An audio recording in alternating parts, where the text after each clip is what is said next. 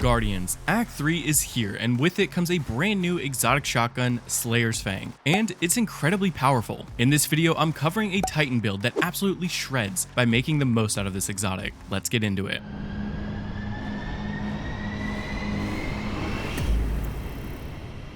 First things first, we need to talk about the new shotgun. SLAYS Fang is a Void exotic shotgun that uses special ammo. Each bullet is a crystal that works like a slug dealing one powerful shot, but on impact, the crystal shatters into 7 smaller crystals that will still deal damage to the initial target and bounce to any nearby targets behind the initial enemy. This weapon becomes even stronger with its intrinsic trait, Nightsworn Sight. When getting a kill or picking up a Void breach, you're granted Truesight to see enemies through walls, but more importantly, you gain access to increased reload speed, 15% more precision damage, and the smaller crystals will also weaken enemies. The biggest decision you have is with the catalyst. If you want this weapon to be a DPS weapon, then you can go for Cascade Point to quickly dump your ammo. But if you want it for subclass synergies, then Repulsor Brace is the better option, offering you a Void Overshield when scoring a kill on a Void Debuffed Target. Remember, once Nightsworn Sight is activated, every bullet will weaken enemies, making this incredibly easy to proc. Since we can easily proc that Void Overshield, it's a no-brainer that we're bringing no backup plans as the exotic of choice for this build. Now, while you have a Void Overshield, shotguns deal 35% more damage, and shotgun kills will refresh that Overshield. And if you have a Void super equipped, every few kills or kills on tougher targets will generate a new Void Overshield. With these two alone, you have a very strong build. Get a kill to proc that Nightsworn Sight for extra precision damage and weakening effect. Your next kill will proc Repulsor Brace and give a Void Overshield for 35% more damage. Keep killing to keep your shield and damage buff active. And with the later mods, we amp up our total precision damage to a whopping 109%. Now, I do have 2 different builds that I like. I think in most other seasons, this prismatic build is the better option. However, this season has a ton of benefits once Devour is active. And while it's possible to activate Devour on prismatic, it's not easy. That's why for this season, I'm recommending a Void build, so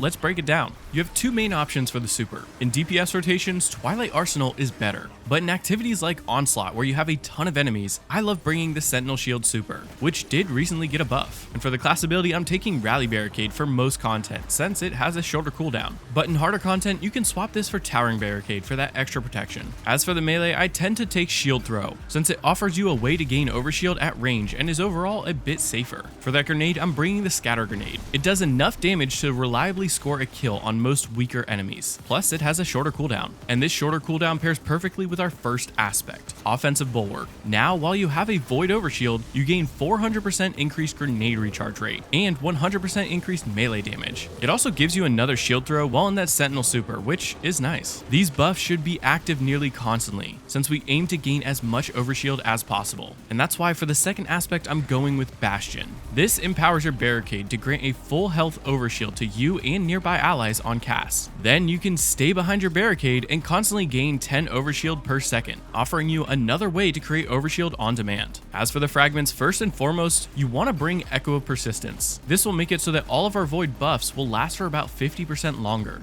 This helps keep your Overshield and Devour active in case there's any downtime in between getting kills. And then I'm taking Echo of Starvation. Now whenever we pick up a Void Breach or an Orb of Power, we gain Devour. This form of Devour gives back 100 HP and 7 to 20% grenade energy per kill. This does help with survival, but it also plays into our artifact perks and our next fragment, which is Echo of Instability. Now scoring a grenade kill will give your Void weapons volatile rounds. Between the short cooldown on our Scatter Grenade, Devour giving back energy per kill, and the increased 400% regeneration rate, you should be getting back your grenades really quickly, which will offer you more uptime on your volatile rounds for more damage and easier procs of Repulsor Brace. And with the final fragment, I'm going with Echo of Reprisal. While surrounded, kills now give you more super energy. And since this is a shotgun build, we need to get up close and personal. And if you want to get up close and personal with that like button, I wouldn't mind. Okay, let's get back to the video. So what does this look like in action? Well, since your grenades offer you volatile rounds, I like to start by getting a grenade kill.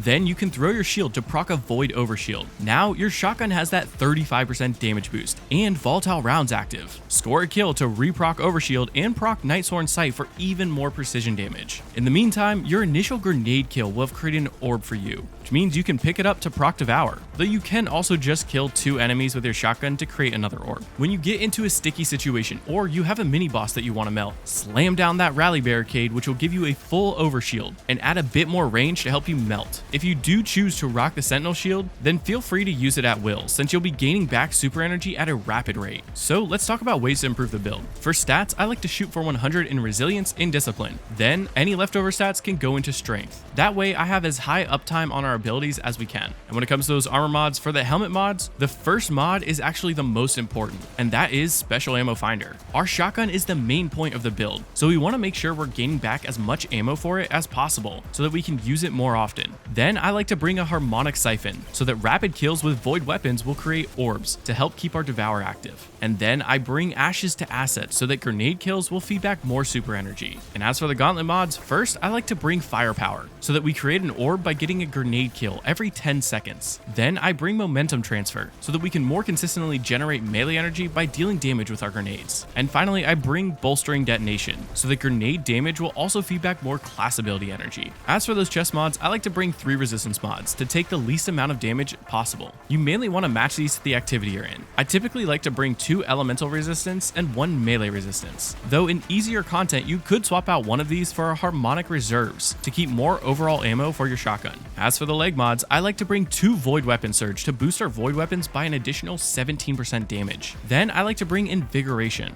That way you gain back a bit of melee energy from all those orbs you'll be creating. And as for the class mods, I first bring Reaper. That way after we use our class ability, our next weapon kill will create another orb. And then I bring powerful attraction so that when we use our class ability, we pick up any nearby orbs. And finally, I bring outreach so that whenever we do use our class ability, we gain a bit of melee energy. In Act 3, we have a few new artifact mods that can really help out this build, but there are 3 main ones that you want to bring. Frenzied Hunger allows you to get rapid kills while Devour's active to gain increased handling and reload speed. Then Void Renewal makes it so that when you have Devour active, you'll start working up a counter by getting void weapon kills, and once full, it creates another Void Breach. And then you can take Old God's Right, so that when you pick up a Void Breach, the next void weapon damage creates a portal that rains down void orbs, damaging nearby enemies. I'd recommend boosting these last 2 so that the Void Breaches now refill shotguns and grenade launchers, and Old God's Right will create more damaging void orbs. I do also like to bring curative orbs, so that the first time we break a shield, we create another orb. And if you are bringing a heavy grenade launcher, then I like to bring concussive reload and kinetic impacts, so that grenade launchers will weaken bosses and champions, and they'll deal more overall damage. And when it comes to weapons, there's not really a lot to say. In the primary slot, you want to bring your strongest primary weapon.